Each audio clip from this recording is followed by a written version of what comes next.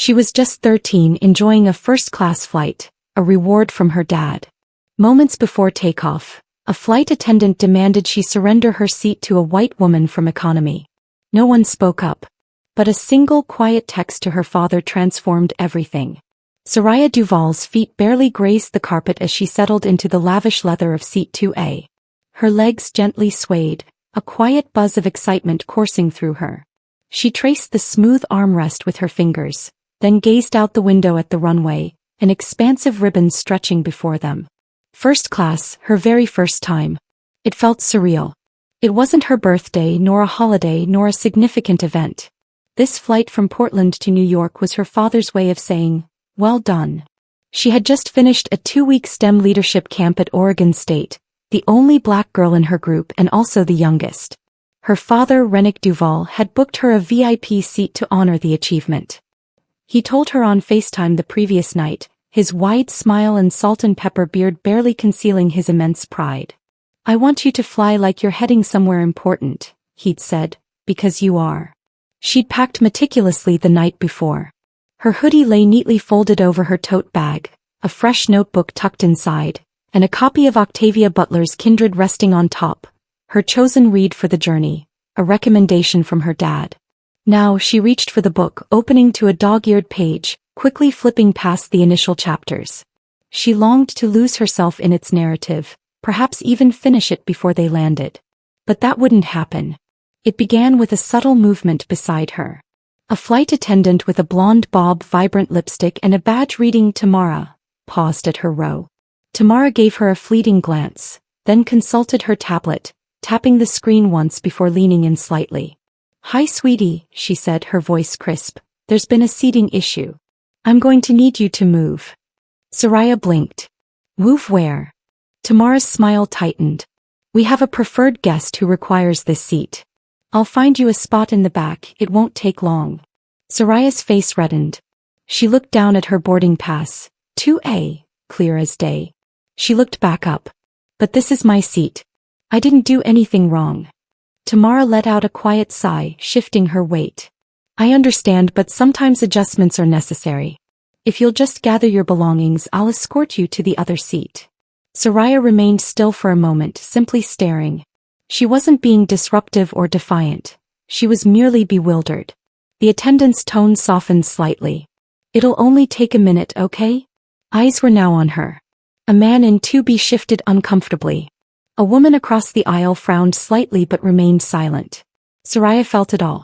She tucked her book into her tote bag and slowly rose, pressing her lips together.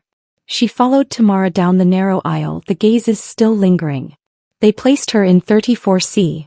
A middle seat sandwiched between a young man in a Seahawks jersey and a drowsy older woman in scrubs. The air carried the scent of peanuts and disinfectant. Her knees pressed uncomfortably against the tray table in front of her. She didn't cry, but her throat ached. She pulled out her phone and typed a brief message to her father. No explanations, no extra words. They made me give my seat away. Then she slid the phone back into her hoodie pocket and stared straight ahead. No one spoke to her. Not Tamara, not the other crew, not even the nearby passengers. Just silence. But back in Tacoma, Rennick Duval had just read her message and he was far from silent. Rennick Duval didn't panic when the message arrived. He read it once, then again. They made me give my seat away. No punctuation, no emoji, no follow-up, just those words. He was in his office on the 3rd floor of a glass building near Ruston Way with a view of the water. His assistant had just stepped out for lunch. The space was quiet. Rennick sat with one hand resting on a stack of grant proposals, the other still clutching his phone. He didn't move immediately. He was familiar with this sensation. A sudden flicker behind his eyes. A feeling that something was amiss, not catastrophic but not minor either. A quiet disruption. He opened the airline app, checked the flight. It hadn't departed yet, still on the tarmac. He didn't call Soraya, didn't text back. He knew better than to create a scene while she was stranded on a plane, 30,000 feet away from help. Instead, he tapped his contacts and scrolled until he found Dorian Sedgwick. They hadn't spoken in 3 months, not since that energy summit in San Diego, but the connection was still there. Dorian was on the board at Altisphere Air. They had met years ago during a panel on sustainable infrastructure and had bonded over raising daughters in a tech world not built for them. Rennick tapped the name. The phone rang twice. Rennick, Dorian answered. What's going on? I need you to check something discreetly, okay? Dorian's voice shifted. What's wrong? My daughter is on flight 718. Just boarded at PDX assigned to first class 2A. A crew member moved her to the back without explanation. Said the seat was needed for a preferred guest. Silence. What? She's 13. Dorian exhaled. Jesus. I'm not asking for a spectacle. I'm not asking for a press release, Rennick said, his voice low and firm. But I want to know what protocol permits a child with a confirmed first-class ticket to be displaced mid-boarding for a passenger who didn't pay for that seat. I'll look into it personally. Good. He hung up, leaned back, still didn't text Soraya. She didn't need pressure, she needed peace. He trusted her, but more than that, he trusted himself. He knew the difference between a misunderstanding and something that felt intentional. Back on the plane, Soraya stared motionlessly at the seat in front of her. The captain had just announced turbulence. The woman beside her, in scrubs, reached into her tote and offered a mint. You okay? She asked. Soraya shrugged. I guess. That was your seat up there? Yeah. The woman paused. That was wrong. Soraya nodded slightly, but it offered little comfort. Her stomach still felt heavy, not because of the move itself but because no one else had spoken up. Everyone had simply watched. No explanation, no apology, just a quiet rearrangement as if she didn't matter. She wondered if the woman in 2A knew the seat wasn't hers. She wondered if that woman had requested it or simply accepted it without question. She wondered if she should have stayed put, if she should have asserted herself. But it was difficult to speak up when everything urged you to be polite. The flight eventually took off, the engine roaring beneath them. Soraya opened her book again, but she couldn't focus. The words blurred. Her fingers gripped the pages, but she kept rereading the same line over and over. Somewhere mid-flight her dad finally replied. Just 3 words, got it handled. That was all. But in a boardroom in Seattle, the first internal email had just been sent, and people were already discussing it. By the time Soraya's plane landed in New Jersey, Rennick Duval was already on his second call of the day. Not with a lawyer, not with the press. He wasn't interested in headlines, not yet. He was on the phone with Lauren Bracknell, a quiet but sharp compliance officer at Altisphere Air. She was the kind of person who didn't need fanfare to get things done. Rennick appreciated that about her. He didn't shout, he didn't threaten. He simply laid out the facts. His daughter, 13 years old, assigned to seat 2A on a paid first-class ticket, was asked without explanation to relinquish her seat to an adult in economy, and no one explained why. Lauren was already 3 steps ahead. I saw the internal thread about this late this morning, she said. Dorian flagged it personally. It's already been escalated to the regional supervisor. They're reviewing gate logs and flight crew decisions.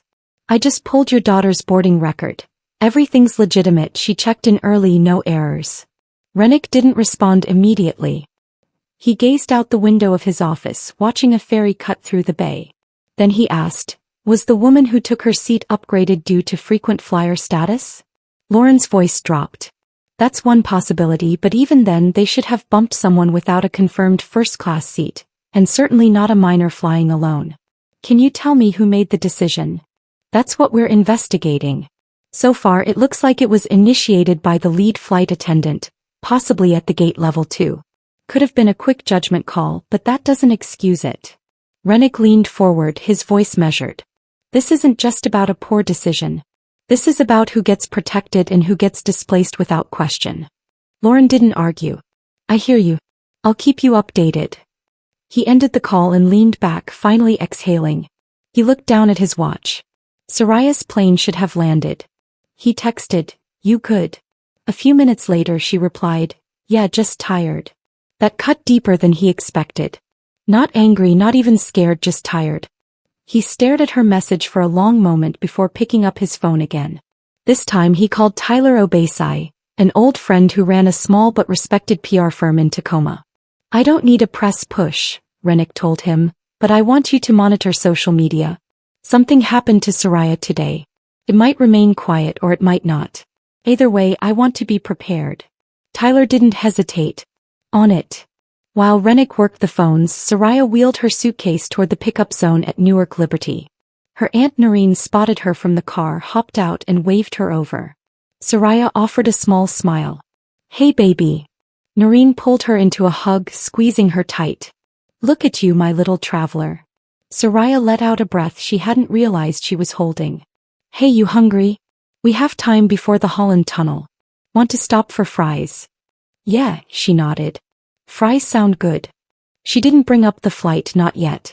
Noreen didn't ask, just turned up the music a bit, humming along to an old Lauryn Hill track as they pulled onto the freeway.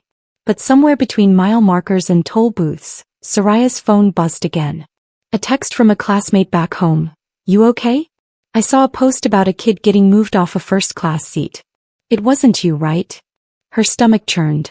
But by the time she refreshed her feed, the post had already been shared over 2,000 times and people had questions.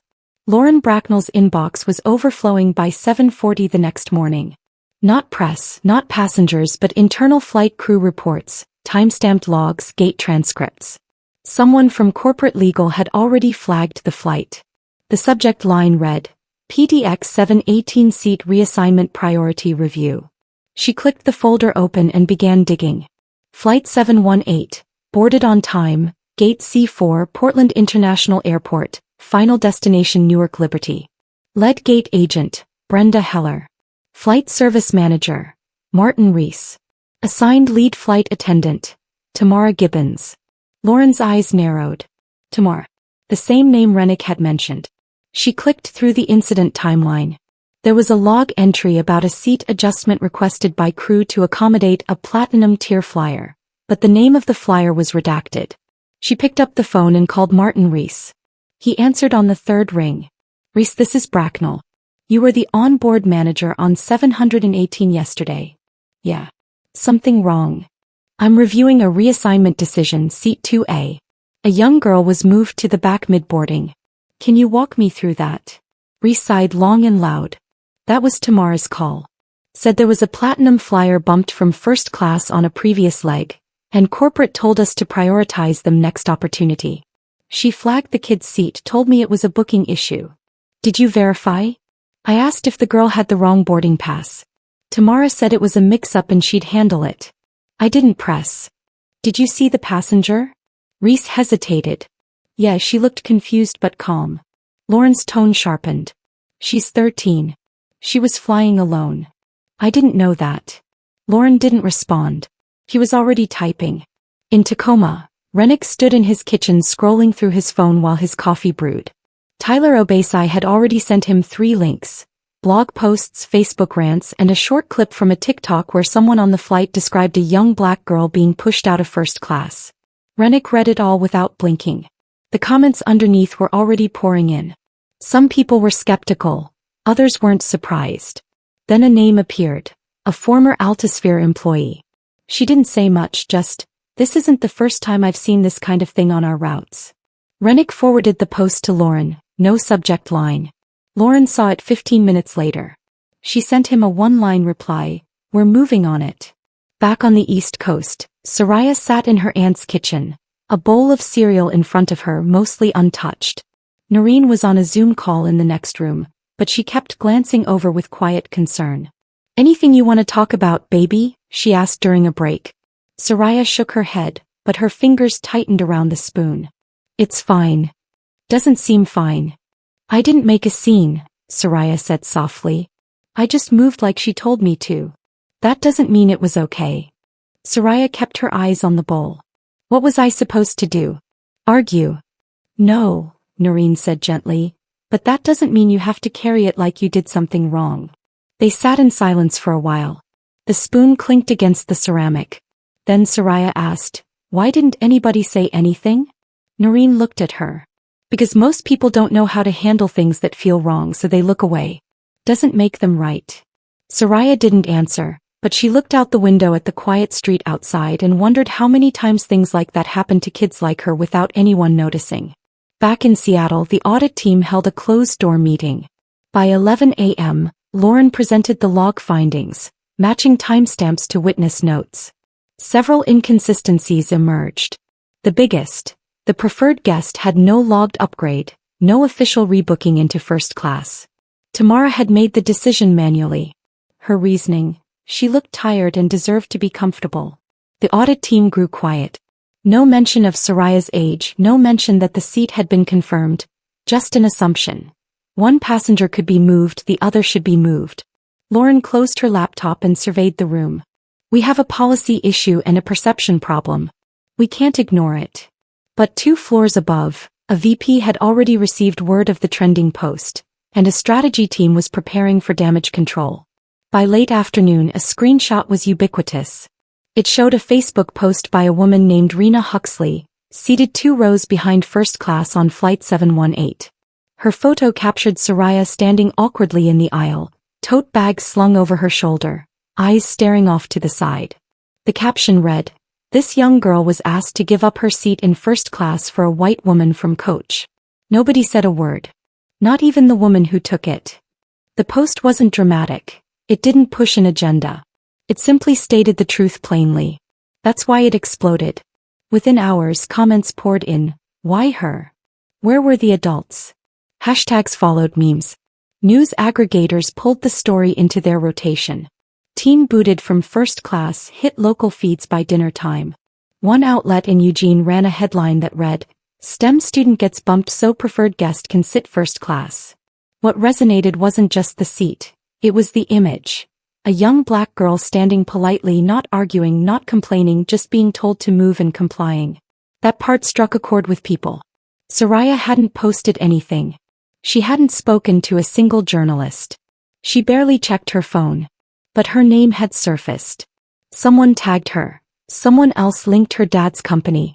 Then came the questions. Is she related to Rennick Duval? Isn't that the guy who started Vertitech? Wait. Is that the same girl from the Renewable Youth Summit last month? Rennick saw it all. He didn't flinch, didn't call a press conference. But he sent a quiet message to Dorian Sedgwick. You need to move fast. Public trust doesn't wait. Dorian called him back within 20 minutes. Rennick, he said, sounding like a man who hadn't slept, we're conducting a full personnel review. Everything points to a breakdown in training and chain of command decisions. There was no corporate authorization for that move. Good, Rennick said. But the internet doesn't care about breakdowns. They care about accountability. I know. We're coordinating with legal and PR. You'll hear an announcement soon. I just wanted you to know off the record that this won't get buried. We're not letting this one slide. Rennick paused. Then he said, let me be clear. I don't want a payout. I don't want an apology gift basket. I want people in positions of power to stop making my daughter feel small just because she doesn't look like they expected. Dorian's voice dropped. We hear you. Meanwhile, Soraya sat on her aunt's couch, half watching reruns of Chopped and half scrolling through her feed. Her fingers moved slowly. She knew what she'd find. She knew her name was out there now. The strangest part was how many people were angry on her behalf. She didn't even feel angry, not exactly. He felt tired again. When Noreen walked in with a bowl of popcorn, she asked gently, You want to talk about it? Not really. Okay then. You don't have to. But it's weird, Soraya added. Everyone's talking about it, but I didn't even say anything. You didn't need to, Noreen said. What happened spoke loud enough. Soraya looked back at the screen. There was another post, this one from someone who worked at the airline, saying they were ashamed but not surprised. Then a video popped up. A woman recounting her own story, bumped from business class to economy after boarding, but she'd argued and refused. They let her stay. That woman didn't look like Soraya. Soraya closed the app. Altosphere Air issued its first public statement 12 hours later. It was stiff, clearly vetted by legal, but the core message was this. We are reviewing a personnel decision that occurred on Flight 718 and have temporarily removed involved staff from duty while we investigate. We are committed to equitable treatment for all passengers. The comments didn't hold back. People called it hollow, corporate, too late. Someone replied, committed to equitable treatment? Then why was a child the one asked to move? And under that another wrote, because no one thought she'd push back. But 2 crew members were already suspended, and by morning, Tamara Gibbons had deactivated her social accounts. 3 days after the flight, the headline changed. No longer whispers on social media or blurry screenshots on someone's phone. This time it came directly from Altisphere Air's verified account. 3 crew members dismissed following internal investigation of Flight 718 incident. The post was short, clinical. It named no one, cited a breach of passenger treatment policy, and concluded with a line about the airline's renewed commitment to passenger equity. But the public read between the lines. They knew who those 3 crew members were. One was the gate supervisor, Brenda Heller, who authorized the override. Another was Martin Rees, the onboard manager who admitted he never confirmed the decision. The third, Tamara Gibbons, was the one whose voice Soraya still heard when she closed her eyes. No apology, not directly. No letter sent to the family. Just firings and a vague pledge to review procedures. Rennick sat at his desk in Tacoma when the news broke. His inbox pinged nonstop. Friends, colleagues, journalists all asking the same thing. Are you going to speak out? But he didn't post. He didn't hold a press event or write an op-ed. He had already conveyed what he needed to say to the people who needed to hear it. Instead, he sent a simple text to Soraya. You're not invisible. They know that now. She didn't reply right away. She was in her aunt's guest room, headphones in, music low. She'd heard about the firings through a classmate's DM. You saw? You got them fired, girl. The message didn't make her feel powerful. It didn't make her feel vindicated either. It made her feel complicated. She hadn't asked for anyone to be fired. She hadn't demanded anything. All she did was move when she was told, and now people were talking like she'd led a protest. She turned off her music and scrolled again. Articles, think pieces, interview requests, her name attached to things she hadn't written. Then came the photo again, the one taken mid-flight. Her tote bag clutched tight, standing in the aisle like she didn't belong there. That one kept reappearing. Noreen walked in holding a folded newspaper, the kind you could still buy at the corner store. She placed it on the nightstand, front page. Quiet grace. Teen's silent move sparks loud conversation. Soraya stared at it. I don't want to be anyone's symbol, she said. You're not, Noreen replied. You're a kid who was treated unfairly. People are reacting to that. That's not on you. Soraya looked back down at her hands. I didn't even say anything. You didn't have to. At the airline's headquarters, Lauren Bracknell sat across from her CEO in a glass conference room. The mood was tense. The company had managed to avoid a full media implosion, but public trust had taken a hit. We followed procedure, one of the VPs said. We moved quickly. We issued the statement, terminated staff. People don't remember procedures, Lauren interrupted. They remember how something made them feel. There was a long pause. We need to rethink training, she added. Not just policies but instincts. Who we prioritize, who we protect, who we believe. That's what failed here. The CEO nodded slowly. For once no one argued. That evening Rennick opened his laptop and typed something. Not a public post, not for Twitter. Just a personal note, saved in his journal folder, titled with the date. He wrote, You want to believe that when your child does everything right, when she works hard, when she leads with kindness, when she earns her place, she'll be protected. But the world doesn't always work like that. Sometimes people need to be reminded that she belongs. He stared at the screen for a while, then closed the laptop. But hundreds of miles away, Soraya was about to utter her first words in public since the flight, and no one saw it coming. The auditorium was half full. Teachers, students, a few parents, and some bored-looking 8th graders fidgeting in plastic chairs. It was Career Week at Thornton Middle School in Teaneck, New Jersey, a low-key event, mostly ignored by local press. Nobody expected a moment. Soraya hadn't planned to speak. She was just visiting for the week, tagging along with her Aunt Noreen, who taught math there. But when one of the guidance counselors heard she'd just completed a STEM camp in Oregon, she'd invited her to sit in on a leadership panel. 5 students, 1 microphone, a folding table with plastic water bottles. The others introduced themselves first. Student council rep, junior coder, volleyball captain. When it was Soraya's turn, she stood up slowly, tugging at her sleeve. She looked smaller than usual in the oversized hoodie, but her voice was clear when she began. I'm Soraya Duvall. I'm 13.